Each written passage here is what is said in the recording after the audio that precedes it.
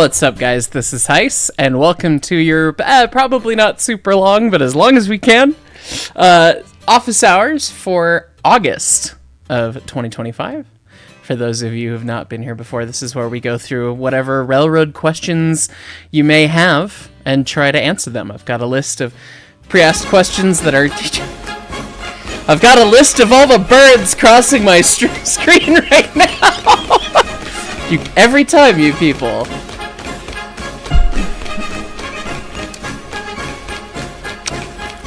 We'll try to answer railroad questions. We might have to answer for all these birds first, though. So, good lord. Anyways, feel free and top chat your questions if you get them in the moment. If not, I have some questions from viewers that I've asked in the past that we try to get through. We're gonna do all of that. So, yeah, I'm flying to Seattle later tonight to go see a concert with my family. So we'll go for the time that I have. I've been dealing with fucking plumbing issues and paint and other house shit the past couple days. So was hoping that this would work out, and thankfully it is. So anyway, let me grab these top chats, and then we will start taking a look at questions. Thems. Vibri, either one. Breakman at 5 months. Thanks a lot to the man gifting me the memberships. It's everyone apparently these days. Who knows? Solaris, let the birds fly. Thank you. Yes, and smiley face, lots of birdies. Followed by Alligamer, letting the birds fly. Oh, he just disappeared. He was in Discord. Oh well. Thank you, Alligamer. As always, more birds. We're gonna. I need to make a new intro when I get back. And it's gonna or outro, and it's going to be problematically long. So, it's fine. Thank you, good sir. From Iron Train, engineer for a year. 1 year, huh? Time's fake. There'll be many more years of comedically timed verbs for you to come. I appreciate that. We definitely like that. That was my goal. I was trying to get it so that you didn't even have a chance to get a word out. I was just gonna slam you with a bird right off the bat. I did in fact get birded, nerd. Well timed. Thank you. Cedar Valley Rail, fireman 22 months. The scene in the background is quite possibly the definition of the American dream. Two Lionel train sets on the ground and then guitars. Yeah, we are a fan. I would like it if it was slightly more organized, but yeah. That's how that works. Correct. And as Dogboy said, buy a house. They said it'll be fun. They said, yeah. We're a couple $100 into the why the fuck is this tub backing up? And it's the prospects are not fun. So it's fine. I at least kind of know why it's happening now. We'll see if I want to. Start pushing a firecracker down there. It'll never flood again. You might have water somewhere else. Yeah, no, unfortunately I know where that pipe goes, and I would not like the poo-poo to come from above my head. But anyway. So, anyway. Very good. Yeah. So, yes, buy a house, they said it'll be fun, they said. It's mostly fun. I love the space, the logistics, and how much time they take. A little annoying. And we did painting yesterday, which was very fun, and upstairs. I'll do painting down here at some point, but very, very happy with all that stuff so far. Jordan Freeman, you asked Adam Savage if he can make a part for Zuma. Well, appreciate that. I mean, I obviously need to reach out officially at some point when we get there, but I was planning on doing that when we had drawings to give him for said part. But we still need to do that collab with the Slow Motion Boys. We do. I need to follow up with them and see what the deal is. I don't know. That fell off the radar. It fell off my radar. Fell off their radar. Yeah. Hopefully we can make that happen. Jared Stafford, fireman 37 months, you long for the day the outro is more than half the length of the video. If it's a short video, that has happened before. So, we'll see. Outcast 7305, cog locomotives have to run on level track at some point, so how does the boiler not explode because the water would rush to the front, exposing the crown sheet since the boiler is at an angle? They just carry enough water so that they can be on level track. That's just the thing. They're not at such a ridiculous angle that they can't be on level track. You just have to carry the water pretty high. They're just set up ideally for the situation that they operate in. And as well, if they're presumably running on level track, they're probably running at with a fire temperature that's not hot enough to necessarily cause a problem. We don't like exposing the crown, but you do have to have a bit of a fire going on in there. So if you're just idling away, with no blower, no nothing, and it's just the fire sitting there, it's not actually hot enough to cause a problem. That doesn't mean you want to get into that practice, of course, of exposing crown or anything like that, because any amount of draft can then cause a problem. But if they're just idling away, then it's not a huge deal. But the real thing is the angle and just carry a little bit more water in it. Solaris, the wonderful world of house ownership. Yes. I've been telling people I didn't use my impact driver or my drill for the 3 years that I rented, and I used them not quite daily, but every other daily. So much so that I am house yellow, by the way. My impact driver is literally right here, so it's fine. Jersey Central 833, conductor for 36 months. 3 years, my man. Time's fake. Apologies in advance, you also need to stream tonight, so I may be mildly stepping on toes and stealing 1 or 2 members of your audience. Baba Booey. Do the thing, I'm not going to be streaming that long, so take care of you. Pacific Productions. Some say he's not allowed in certain countries. Did that Deer Valley GT26CW2 commit several atrocities in several countries? No, that was what popped into my brain when I had said the first thing and was like, fuck, what the hell do I say for a second thing? I don't know. Make a vaguely not Yugoslavian Civil War joke in poor taste, maybe. That's where that probably came from. It's fine. That's what I said. So, I don't think they've committed atrocities, but, you know, maybe the ones driven by me. But, anyway. CSX P40, or P408X, Brakeman 5 months. It's been way too long. How are you, man? Doing good. Other than my sewer situation, which I will not resolve before I leave, but that's okay. We'll fix it, hopefully, next week. Anyway.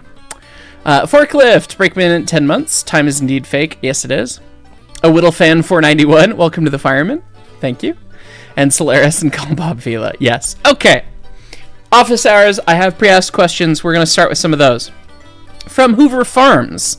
I've seen some younger boys playing with jumper cables in the tracks, hooking them together to make the crossing gates to come down and annoy traffic.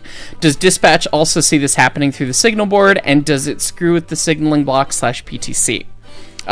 Very, very, very much depends on the type of territory. Say it with me. Drink. It depends. Depends on the type of territory you're at. If you're in unsignalized territory, there may not be a chance that dispatch can see those things. They might still be able to see the remote status of the crossing, though, and they might be able to see those activations, but they might not. It just depends. Either way you see that, please inform law enforcement, because you need a specialized shunt to do that, and yeah, kids should not be doing that, and they shouldn't be screwing around on the tracks anyways. So, from Transit Biker, how do different styles of train line heating, braking, and electrical power work? That is that's a lot. That's a lot of things. That's a big question. Heat these days is usually just tackled via electrical power and then electric heaters throughout the cars and the HVAC units per car. Typically, electrical power is supplied by what we call HEP, head-end power, or a HEP generator, head-end power generator, which is a discrete thing that has to be equipped on a locomotive. It's not something that you just have on any diesel locomotive. They don't tap power off of the alternator. You need a separate HEP unit. Amtrak, previously in the past, had units that didn't have separate HEP. They just ran it off of supply from the alternator, which led to F40PHs just sitting there at the station in run 8, generating power for the train, which is kind of stupid and a waste of fuel. So most everything is a separate generator, and like probably 95% of locomotives in the US don't have it, which is why all these people keep commenting on my Big Boy video of, why does Big Boy need the diesel? It's like, no, it's not there for head-end power. It's not equipped with head-end power. Blah!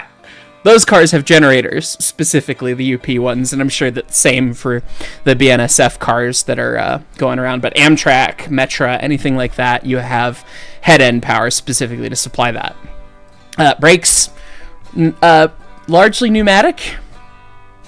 Different types. We've talked about air brakes. Air Brakes 101's great for that. There are other non-pneumatic systems. There's like electronically controlled brakes, which are not super common over here, because you have to have all the cars and the locomotives specially equipped with a special system. They're neat in that they can brake much more quickly and react much more quickly all the way all at once down the train rather than propagating air pressure.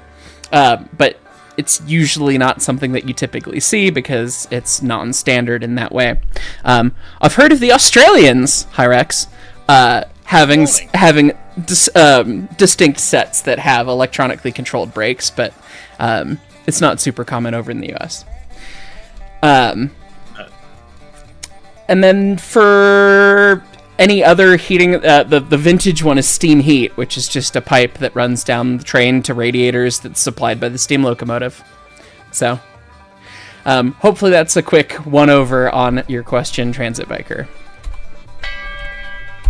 EBT 12. Is there a maximum number of following sections for one train? Not that I've heard of. The most I've ever heard of was a 7-section train. So 6 sections carrying green markers, green flags, and the 7th section was the end of the train, finally. And I want to say that was a passenger train during World War II, but I remember someone telling me that. Top chats we'll get to in just a minute. I want to get a couple more of these. From Railfan Connexified, when operating a steam locomotive at the museum, how many people are usually in the cab? Also, do you think it's much harder to operate a steam locomotive versus a diesel locomotive based on your experience with BNSF and the Colorado Railroad Museum? At the museum, we usually have, I mean, what's the minimum crew? Well, 1, I suppose. 2, engineer and fireman. On 20, we try not to have more than 3 people in the cab because there's just no space. The fireman needs to own the entire left side of the locomotive. The engineer has his little pocket to hide in, and you can stand somebody behind the engineer, and that's about it. So when we're doing training, we'll have a trainer and then a trainee, whoever it is. Sometimes we bother to put a 4th person on, but that's kind of taxing and annoying because you got to get out of the way of the fireman.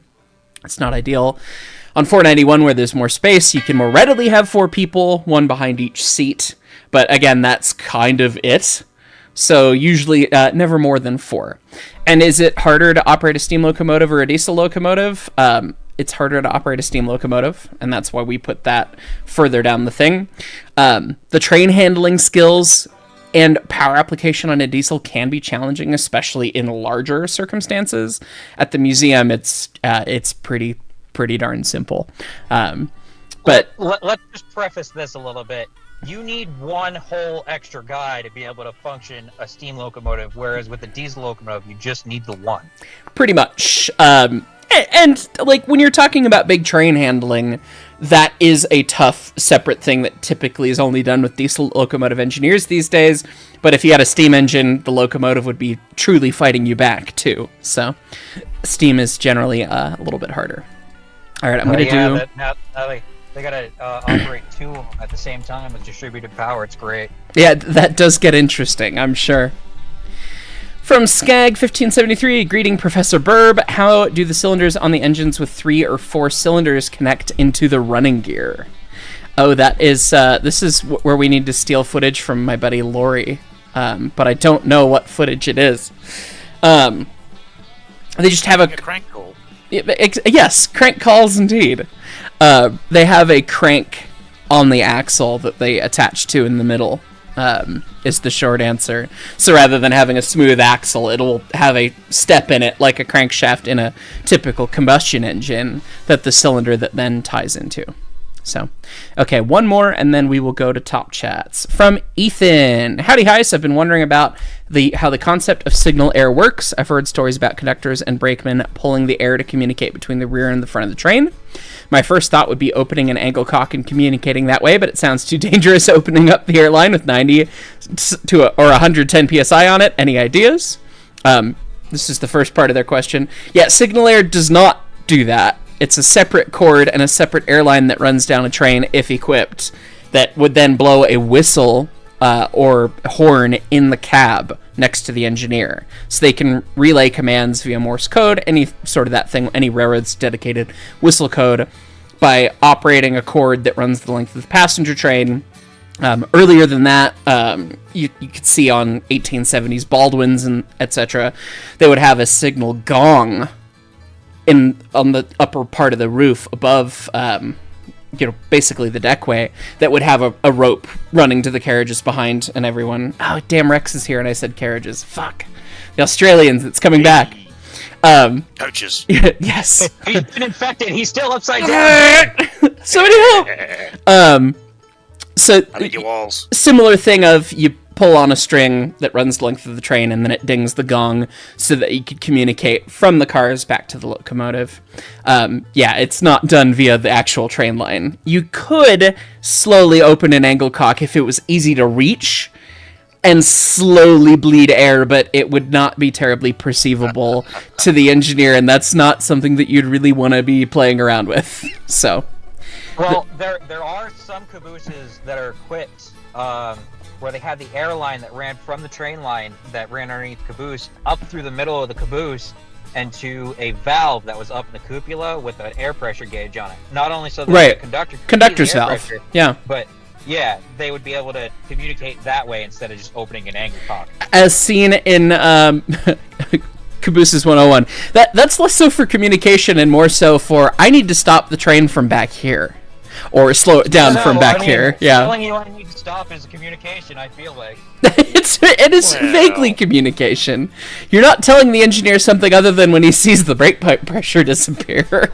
So, yeah. Second part of Ethan's question, also if I want to come see some tunnel motors and GP40s running in their original Flying Grand, come chase or photograph the wheeling in Lake Erie, I've heard. I definitely would love to come out and see that one of these days. Okay, let's talk top chats, everybody, because I know that there's been several here. Yep. Treewalker 93. 50s house sounds like the joys of cast iron drain lines. Also, would the FRA take issues with putting 15-inch kickers in the Zuma? I saw those pictures you shoot to the William Mason. Those are pretty fucking funny. The FRA, I don't know if they would consider a sound system as part of their regulations, so we would probably be good if we could fit them in the cab. The drains, I know it's actually largely ABS. I think what we've discovered from some of the backups is that the previous renters of the house apparently had their cat litter box in the tub and just dumped cat litter down the drain, and the drain is unsnakeable because the way that it's piped, and some amount of repiping and then snaking needs to happen, and I'm trying to decide if I want to fuck around with that myself or not. Because, on one hand, expensive. On the other hand, me playing in between floors, in wall, trying to deal with plumbing that's not super accessible, and I would like to not drop sewage into a wall. So, it's something that I would probably could do, but I don't want to. But I also don't want to have to pay for it, so. The joys of homeownership. I'm gonna marinate on that whole situation, and we'll figure it out when I get back from Seattle. Emerald Person, good to see you. Engineer 33 months. Can't believe you've been a member for 33 months. In 2 weeks, you'll finally start working as an engineer and get to run Europe's heaviest freight trains at about 8,500 metric tons. That's Dick, do the thing. That's gonna be freaking killer, dude. Do the thing. Congrats. Alligamer, something smelling pretty ripe coming from that sewer pipe. It's poo. Actually, thankfully, we've not had poo coming back up because it's the dishwasher and kitchen sink are they have a Y pipe into this drain from this tub, and the clog is somewhere there. There's been no poo sadness, thankfully, which we very much enjoy. But anyway, Yeah, the grey water's bad enough. yeah, yes, and it's not a good smell, that's for sure. But choice. Anyway, You got any access coming from outside the house? Do you have any access ports on your sewer? You can run the other way. I don't know. That is something to think about. Anyway, Cam's Trains, Breakman 1 month. Hey Hyce, you're a huge fan. Been watching since 2021. You've been watching since the beginning. Then I'm glad you enjoy. Very much appreciate that. ONK 6117. First revenue Avelia ran today, and it only took 5 years. Anyways, what are your thoughts on the upcoming Railroader update? I'm excited for the MOW oh, good lord. I'm excited for the birds! Okay.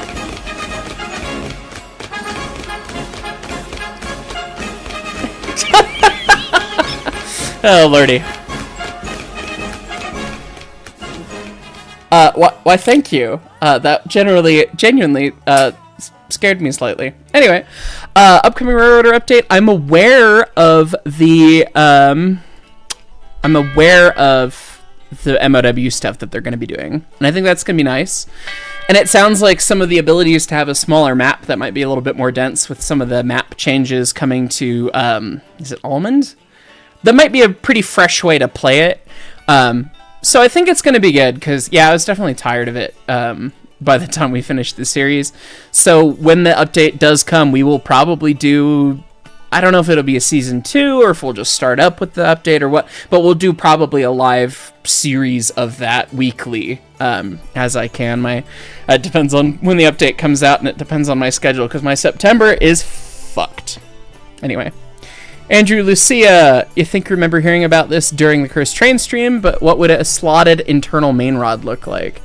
If you remember, it has to allow the cylinders to be horizontal without a divided drive arrangement. We definitely had something that had a slotted main rod to connect on the main in Cursed Trains. I don't remember what engine it was, but we could draw it in MS Paint real quick. We haven't done MS Paint in one of these in a minute. So if you've got... I was about to say, the artist's ultimate tool. Yeah, right. So you'd look at it, if your cylinders are in the middle, right, and your frame's out here or whatever, and then you've got an axle running here and an axle running here. If you're like a 4-cylinder engine like this, and then your main drive axle's back here, so your crank pin's coming off this wheel rather than this one over here. To keep the forces balanced and distributing everything evenly, it is better practice to have all the mains on one. Stares at the UP9000. Stares at the UP9000 intently. Sometimes geometry doesn't let you do that, and there's ways to account for that, but that starts getting in hokey things. But in ideal settings, you'd do something like this. And so it's like, okay, well, how do you run the rod through the lead axle? Oh, well, you just make it be a stupid shape. So here's your internal cylinder here. So it's this guy, right? So you'd have your crosshead of whatever variety. You probably wouldn't have an alligator crosshead on something like this, but who cares? You have your crosshead, you go a wrist pin, blah, blah, blah, and then you've got your main, and your main just does the box. It's a muffled main rod, sir. And that way, as this goes up and around, it doesn't interfere with the axle, because it's got to then attach onto the crank on the second axle, right? Because your axle's shaped like this, basically. If I could draw worth a thing to save my life. Life's hard. So your main connects to that portion of the crank. It's a goofy thing. Does it work? Yes. Is it annoying? Yes. Is it cursed? Yes. Anyway, so hopefully that answers your question there. Rustgear556 meant to tell you about this 50s locomotive. Please look at the Westinghouse Baldwin turbine locomotive BBBB. Lizard. Westinghouse Baldwin turbine BBBB. Have I not seen this before? One of one. Huh. That's a wacky looking thing. Huh. It's almost got a little bit of the Baldwin shark nose kind of front end on it. What a goofy looking thing. Thank you for sharing. So it's a gas turbine electric with 4 trucks. Very good. 94 Chevy, good to see you. Thank you for gifting 5 memberships. Solaris let us pay for it. Appreciate it. I would prefer that things that you guys send me go towards a choo-choo rather than to plumbing. But sometimes life be that way, so we'll see. Quackagate, there's the 50, the second set of birds. Thank you. Very much appreciate that. Blues Crew, please not 1676 the house. Yeah, let's not even say we did. And that is not my house number, so hopefully we're not gonna get that cursed. Side note, my mom sends me, every time BNSF runs by wherever she is, she will send me a video of the head end power. And then when 1676 is not on it, and I've told her several times that it will never be on it, she just goes, "Damn it!" And it's very entertaining and very cute, but anyway. Lord of the Things, your house may be scuffed, but hearing cat litter down a 50s drain pipe still sent a shiver down my spine. Oh god. Yeah. It's fine. Striker, welcome to the Engineers. Thank you. Catch me outside. We'll have to catch the VOD tonight, but query, how does slack action work with DPUs? Is there a point where the train goes from tension to compression, or does it even out over time? In order for the DPUs to be doing anything, and for the lead engines to still be doing something, there is going to be a crossover between compression and tension somewhere in the middle. How you manage that is sounds like train handling that I've never done before. So I was gonna say we've got Alligamer for this. So more often than not, as far as NS practices go, they usually try to keep the compression between the head end and the DP. Try to keep all that slack in. It's best. Fully compressed all the way. As best as they can. Okay. And obviously, when they're going uphill, you have more power on the head end, you can't do that. But sure. If you're whenever you're coming downhill, they'll usually try to keep it somewhat compressed. The biggest issue comes in behind the DP, where you just have a regular train with no hand, or Right. If it's not an end setup, if you got front end and then middle and then more train.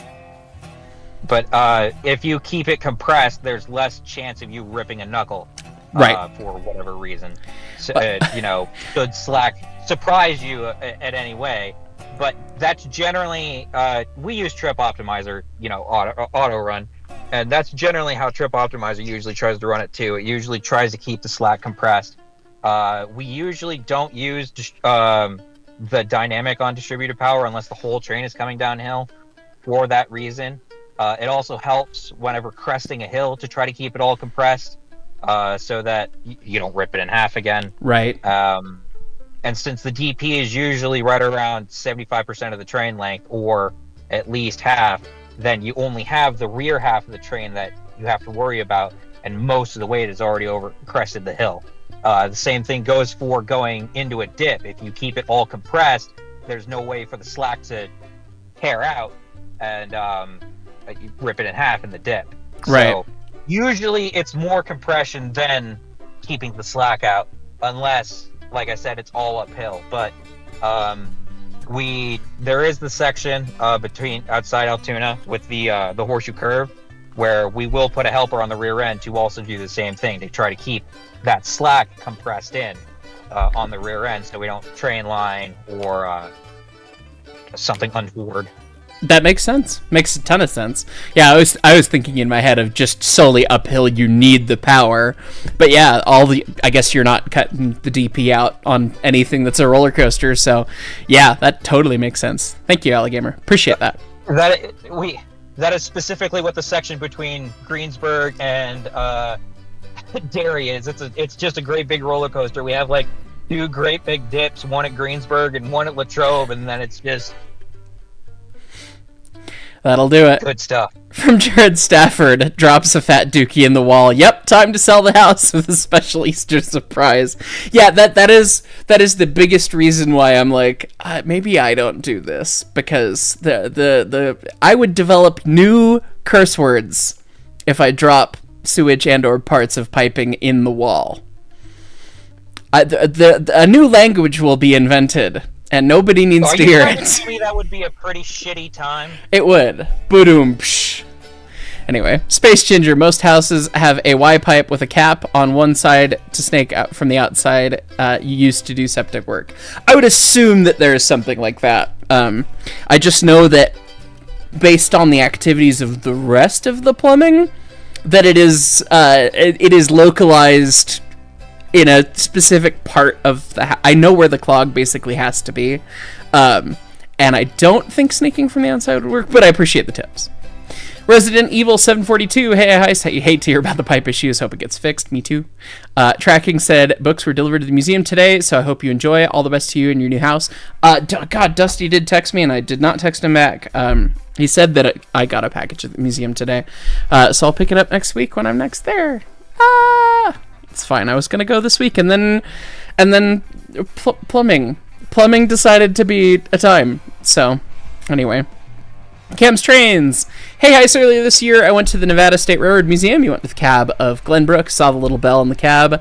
Do you know if the Class 25 had one? Yes, that is the gong that we were talking about specifically, and you can see it in the picture of our Zoom. And yeah, that's also part of the reason why there wasn't a Monozoom Tuesday this week.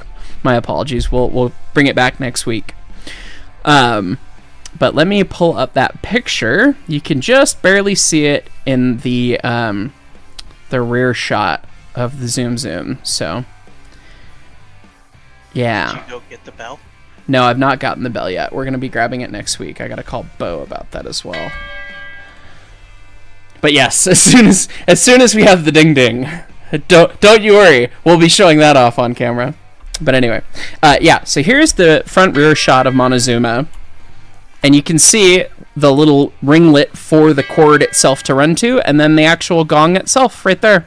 The shiny bits right there. So, yeah. So she would have had one, which it was pretty standard practice for passenger power in that era, and that was what the Zoom Zoom was designed to be. So, yeah.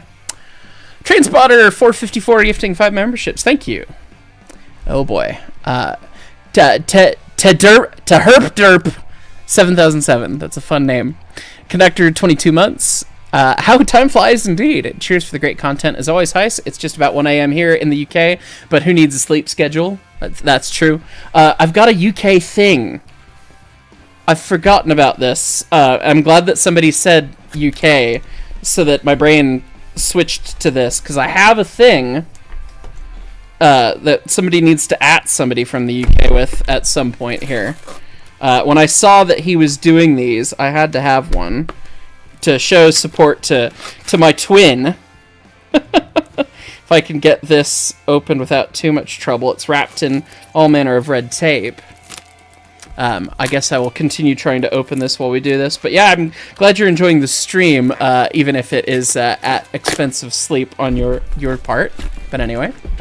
Co-founder NERU just finished installing a cold air intake, bigger throttle body, high-performance coil packs, and new spark plugs in your Challenger 5.7 V8 Hemi. Fuck yeah, dude. Make some noise with that. That'll be dope as hell. Ha ha!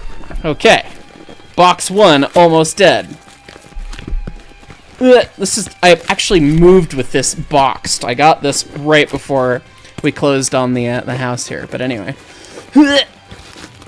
From Moleman 25R, fireman 12 months. Hello, Hyce and fellow crew. Just can't believe it's been a year already. Just curious if you thought about making decals in O scale. We've thought about making decals in every scale. It's just a question of getting to them. So here we have it. Authentic 1/76. Oh, and it's signed. Look at that. How very fun. From our friend Lori. So I figured, I saw him doing these and it was like, you know what? I want to get one of these. So cheers to my twin. Hope things are all well on the other side of the pond. I'm going to leave this staring at me somewhere until we figure out a backdrop. We'll get there. From Solaris, well, unless you have center beams in the train running around the curve, pretty much. Steam Power, you did the math on Monty with the feed water heater answers in your DMs if you haven't opened them up. I did see that. Where the one piece of math that you didn't do was, where the fuck do you put it? Much appreciated. That's what I keep telling him. I tell him the same thing. Where are you putting it? There's no space to put the damn thing. There is no space. There is no space. To go back to Solaris's thing, he's talking about something very specific. Yes, the sales. Well, no. Did you hear what NS did back in 2019? No. On the horse curve. All right. So here's what happened. This is, for whatever reason, Precision Scheduled Railroad, they were trying to cut down on jobs, so they tried to cut back on the helpers going up the horseshoe curve. They said that trailing tonnage isn't a thing on that hill. It's fine. We don't need a pusher on the rear end of it. But then they promptly put a bunch of empty center beams on the head end of a train going westward up the hill. And it's string-lined on the horseshoe curve. And so they're like... I have long since heard that center beams are like the most problematic freight car type of all. Well, so they did. It's between that and auto racks. Auto racks and long drawbars just cause issues. Sure. But it gets worse because they re-railed all that stuff, brought it back down to the hill and off the hill into Altoona into the yard to figure out what to do with it. They probably less than a week later sent that same fucking train back up the hill, same layout. They fucking string-lined it in the same spot. You know what the definition of insanity is?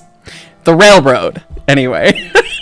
It blows my mind that they were all like less than a week later, all like, fuck it, do it again. That's just the railroad for you. Yeah. Mikey Trains, Conductor 32 months, first time tuning into stream of yours. Hope the propeller hat helps bode better in the future for the new house. Thank you. Yes, it is back there. Came all the way from Newey, all the way here. It's from Newcastle, Australia. That's where we picked it up. So, because I needed to have one when we were down there. Alligamer, hey, look at that. A larger main rod can cause hammer blow for the same reasons, but how does the main rod weight play into the centripetal forces and steam conservation? I mean, the heavier the main rod, the more that you're going to have more counterweight, which is, yeah, you definitely get hammer blow, but you also then get more rolling resistance, which is it's really just more moment of inertia, which means once it want to keep going.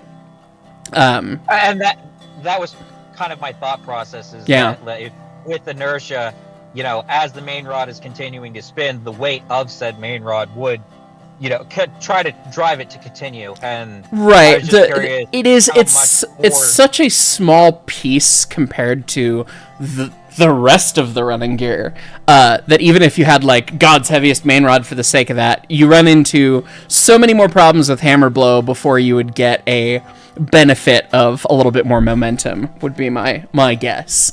But that's not with any math, that's just with engineering thoughts. So oh yeah, no, hammer blow is definitely a major factor, and like I said, I knew that's why hammer blow is a thing, is because of the weight of the main rod, swings that force down onto the rail, damages it, and then swings it back up around. But like I didn't know if it played into any steam conservation as to like if I wouldn't think so. I wouldn't think. I've never heard of that math being done, and I don't think it would play a key piece. So it's an interesting thought, though. I mean, I'm sure it would be 0.1% maybe of overall things when you're working hard, perhaps, but not enough that you'd be able, that anyone historically with steam would have been able to measure said difference. So that does also beg the question: does it increase with speed? Obviously, the faster you go, the more forces you're putting into it. So it's much like anything in engineering, any shaft that you're trying to balance running gear, it's going to have modes where it is harmonically worse. So yes and no. There's a great Lynn Modinger story talking about running the Knot 7002 Atlantic when that thing ran, and he said that you'd get it up to, something like 80 miles an hour. I don't remember the exact numbers, but it was ballpark 80 back in the day. And he said you'd get it up, you'd get it up to about 80 miles an hour, and it would start to do the bounce, and it would start to hop and do the shimmy, and he knew by telling the story is like, if you could push through that terrifying bounce that it was doing at 80 mile an hour, that it would smooth out and it would have so much more power to give. And those things, I mean, regularly ran 100 plus, so a little scary getting there, but he was like, that's about as fast as I want to run it. So yeah, it's a good story from Lynn, but yeah, it's certain speeds that you run into those issues based on the whole vibrational mechanics of the entire thing. So yeah, I'd actually bet that in some instances, slow speed, high power is probably worse in terms of the force imparted to the track than a higher speed train of the same weight, if I had to guess. But I also never did civil design of track. Hi, Brett. So, if he's here, he might not be here. That's all right. I forgot I was actually in the call. Oh, well, there you go. Yes, I did that, but for things that don't have hammer blow anymore, because nobody runs steam engines on I was going to say on Union Pacific, but that would be wrong. Well, but Brett, what's the standard load condition? That's true. For those that don't know, Cooper E80 loading is the standard by which bridges and track infrastructure are rated, and Cooper E80 loading is based on the weight distribution and axle loading imparted by two double heading consolidations. 120 goddamn years later. Yep. Well, I mean, you still run into that issue whenever you have flat spots on wheels with cars. True. So, True. That still does play a part. Yeah, and God, some of the wild wheel sensors and their readings that we got on defects from locomotives.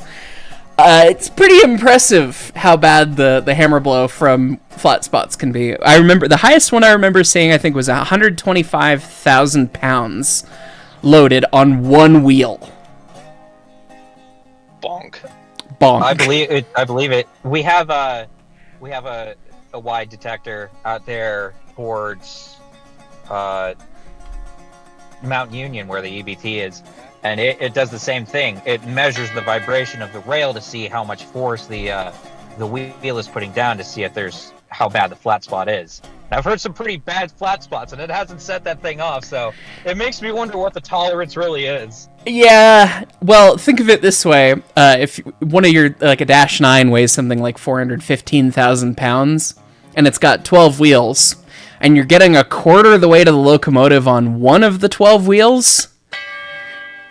That's a pretty bad flat spot. So, anyway. Good stuff, good question. From Splay Eye, engineer 7 months, finally got to experience zigzag. Awesome way to spend a cold morning. I bet that was religious on a cold morning. Cheers to 7 months. Also, what was the wackiest thing you saw in your time over here? The thing that came to my mind right away was the random roaming peacock in Canberra. We were picking up some 2 years old for the evening when we were in Canberra with Picnic Train, and we walk out of the botlow, and there's just a fucking peacock, and it's like, where's the zoo? Did you escape? Like, we have a pet down at 5 Yard now. Oh boy. There's been several reports of a coyote just walking around down there, and everybody's like, what do we do about this? And nothing's happening. It's fine. It's just he lives here. It's an animal. Yeah. They just keep telling him, unless you see something that says Acme on the side of it, you're fine. Pretty much. MO person, what's the oldest diesel/electric locomotive you've ridden behind? You've shared a video of the oldest electric locomotive you've traveled behind in the engineers chat. In Discord, it's 100 years old. Wow. That is real old for electric. That is super cool. Let's pull that up. Oldest electric locomotive. I don't think of diesels and electrics all that often. What would be the oldest diesel that I've ridden behind? I don't know. I'd really have to think about that. I have no idea what would be the furthest back. I might be... No, I don't know. I don't know. One of the Bulldogs in Australia would definitely be pretty old. I don't think I've ridden behind... 50? I haven't ridden... 50? When was 50 built? Good question. I thought it was 60s. So I don't know. Well, it was originally built for the Sumter, wasn't it? It was, but I thought it was still They operated in the decently 60s? late. It was built in 1963, apparently. Yeah. I know Actually, that. hold on. Let me correct that. Hey, Built as Sumter Valley 101 in May of 1937. Oh, 37. That sounds more Okay. familiar. I thought it was later than that, but okay. I guess it was only on the Grand in the late eras. So 50 would distinctly be pretty up there for diesel. Because 37, yeah, I don't think I'm going to come up with anything newer than that. Or older than that. And electric locomotives, I can't, honest to God, think of like an actual electric-only locomotive that I've ever ridden behind. Outside of like trams and you know, that sort of thing, trolleys and such. Trolley's pretty old. Some of the cars we rode on in at the Rock Hill Trolley Museum were pretty decently old. So, but yeah, a bespoke electric locomotive I don't know if I've had. have you done any Amtrak on the Northeast Corridor, maybe? I've never done the Northeast Corridor, no. Yeah, So- that'd be my only thought. But Yeah. that they'll all be modern electrics anyway, so... Yeah, shrug. But might have some more old Chooch experiences next month. I'm going to IRM, so anyway. From 94 Chevy, how many Kenoshas have happened on the 3RL behind you, apart from the one you showed us in the short? There's only like 2 or 3 more that happened, and they were all very simple. So yeah. Real fan Loy, Brakeman 15 months, thoughts on Tweet C460s? Bachmann in G-Scale. They're very neat. They're cool engines. Solaris and the FRV crew watched... Them at each other? Something like that. Solaris, the FRV crew watched both of those derailments, talking about the NS and the center beams. That's how far back we are. Anyway, that's entertaining. Nitro, you're halfway through the DV mods. Which one should you finish first, Garrett or Shay? I mean, Garrett. The Garrett would be... We've had a Shay before. We've not had a Garrett. So I guess I would say Garrett. Pukes in mouth at the same time. Garretts are cool. They are cool, but they're very strange. Jared Stafford, 4x4 why is it plus that 4x4 steam branch launches. engines have unbalanceable weight in the running gear? That's a great question. Probably something to do with nature of throwing quartering. steel Yeah. around in circles. Right, and the age that they were. I mean, you could have it balanced rotationally for many things, but by the nature of the fact that the engine's quartered, I guess you could still always offset it. I don't know. I'm not. Technically, it's because of speed and how speed changes. That what he said. Yeah, 'cause I'm you not. could I'm not balance it to smart a with certain balancing. speed. Well, you're You balance also it going to to a have certain pistons speed, but- going front to back. It's true. And you can't balance those. Now you can never balance the piston. It's true. Unless you had pistons counteracting, but then you've got torque, and it's the nature of the design. I'd say battle pistons would probably end up close to balanced in that direction. Could potentially, yeah. From Solaris, flat spot going 90 miles an But hour. again, thinking of That would not be great. Oh, Whittle Fan 491. Well, your pipes technically did ES&D. No, they did not. They're just full of shit. Well, they're full of things that they shouldn't be full of. And not all of them, only some of them. Knock on wood. Anyway. CW Huffman, hi Mark, Chris here. Not sure if you saw your Facebook message. I did. I am criminally bad at reading people's messages and then processing it and then squirrel and then I forget that it exists. Great to see you. Thank you so much for the top chat. The purple icon I had was the selection filter. That's right. And I don't know how I got into that, but yes. And you're also ready to make some Zuma parts when you're ready. Yes. For those not in the know, Chris Huffman is one of the wizards making all manner of fun, beautiful machined parts. I believe it was stuff for the T1 and big injector parts that you've done. It's just gorgeous work. So very excited by the fact that you'd like to work on the little thing too. So the opposite end of the scale, as it were. So anyway. I was about to say, sort of biggest Chuchin to littlest Chuchin, very nearly. Pretty much. Andrew Lucia, thoughts on balanced locomotives? Ignoring the maintenance demands of 4 cylinders for a moment, they apparently managed to almost completely eliminate the dynamic forces and thus the hammer blow. That is a great thing, right? It's just that almost all of the rest of us realized that the maintenance of said all of the internal, immediate, in the middle bits would not make the difference of eliminating some of the hammer blow worth it. So we went with big 2 pistons, and that was that. But yeah, mechanically, as a thought perspective, very, very cool. Solaris, Well, so no when GG you are ones. already maintaining that. Right. When you are already maintaining engines of that ilk, it does make sense Sure, to yeah. have that. But when Yeah. when you're like, especially in the States where you move to outside for everything, Right. it It just made more sense to just deal with the hammer blow by laying more rail more often.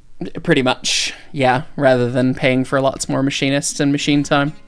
Solaris, no GG1s. No, I've never ridden behind a GG1. I don't think there's a GG1 that operates. Or has been in preservation. Shrug. Just give the IRM No. some time. Has there been one, Casey? There was a plan for one.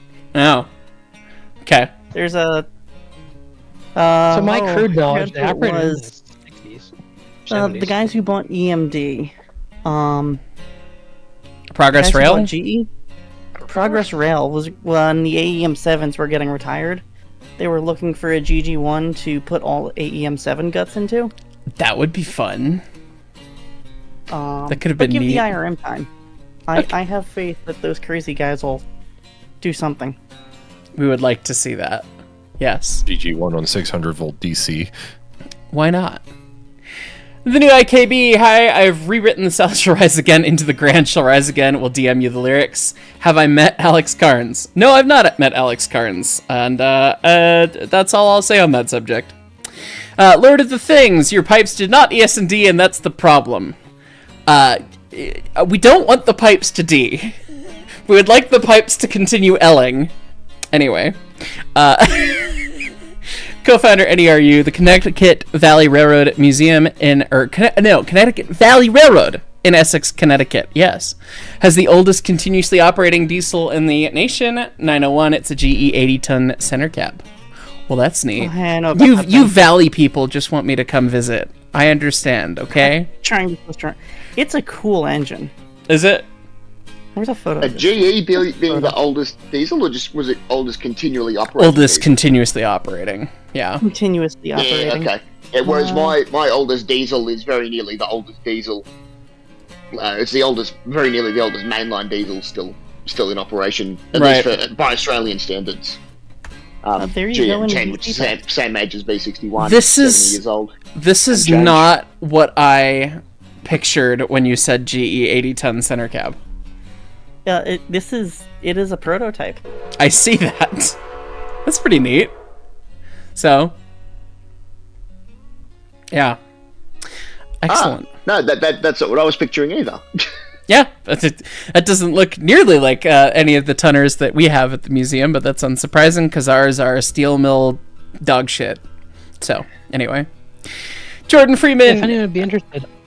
Jordan Freeman, no GG1s have operated because of PCBs. I have heard that the electrical bits of the GG1 make them problematic to maintain with much modern safety regulation and things. It's fine. CW Huffman from Chris again. You've been building new Nathan 4000Cs. I was like, I knew it was a big fuck-off injector and that they were going to a bunch of places, but I couldn't remember exactly what it was because my brain is a sieve, especially while talking to a camera live in front of an audience. Yeah. So how many boilers a second could they inject into Montezuma? That is a funny thought experiment. Probably, it would probably be one. At least one, I would imagine. Nathan 4000C in a partnership with Eccentric Engineer and the T1 Trust. What a great partnership between the three of us. First one's been on 765 all year. There'll be more built soon. That's so... I remember seeing the posts about that. It's like, that is so fucking cool. But thinking about it, Montezuma, I don't know the internal volume of the boiler off the top of my head, and we do not have time to pull up SolidWorks for me to double check. It would be vaguely 250 gallons if I had to guess. And the 4000C is good for what? Is it like a 10,000 or 12,000 gallons per hour? So if we want to do the back of the napkin real quick, I want to say it was like slightly more than 10,000 gallons an hour that I recall reading, but... 14, well, if you just work on 10,000, that'll... 10,000's easy math for now, yeah. Okay, so... 10,000 gives us the lowest estimate. That is true. So that's gallons per hour, so gallons per minute is 160... Okay, so it would take like a minute and a half to completely fill the boiler. It's fine. Oh, okay. So, you know, just completely from bone dry to absolutely plugged full. That's fine, yeah. God, that's 2.7. Well, and then assuming that the crown sheet is a third of the way through the boiler, so you'd usually be running about 125. Like you'd usually be running about you'd be running 100 gallons. Presumably, yeah. I mean, you would go from operating level to full very quickly. So that's an entertaining thought experiment. Mikey Trains 1, unsure about the build date on the Valleys, but the Allentown in Auburn has what is also a claim to the oldest operating diesel. Allentown in Auburn, number 206, built September 1937 by the Electromotive Corporation, EMC. That is very fun. EMC. Yeah, before it was EMD. Very neat. Okay. CW Huffman says 9 to 12k per hour. Super C's would have been 14.5 per hour. Okay. So my brain was vaguely remembering things for once. You gotta like that. So, cool. Well, I The can numbers, see... mate, what do they mean? I need to be heading to an airport soon, and my lady friend is almost home, and I want to spend the last little, 20 minutes I have before I need to leave to go to the airport with her. So thank you, everyone, for the short office hours stream. That's why I was kind of pushing to move things along. Apologies, everyone in here. But that's going to be that for this one, and we will see you all in September. Next stream will probably be a Monty Monday or Montezuma Tuesday. We'll probably be back to it because I'm getting back there. So anyways, thanks so much for the love and support. Great questions. We'll do office hours again in September. I hope we will catch you all next time. Bye, everybody!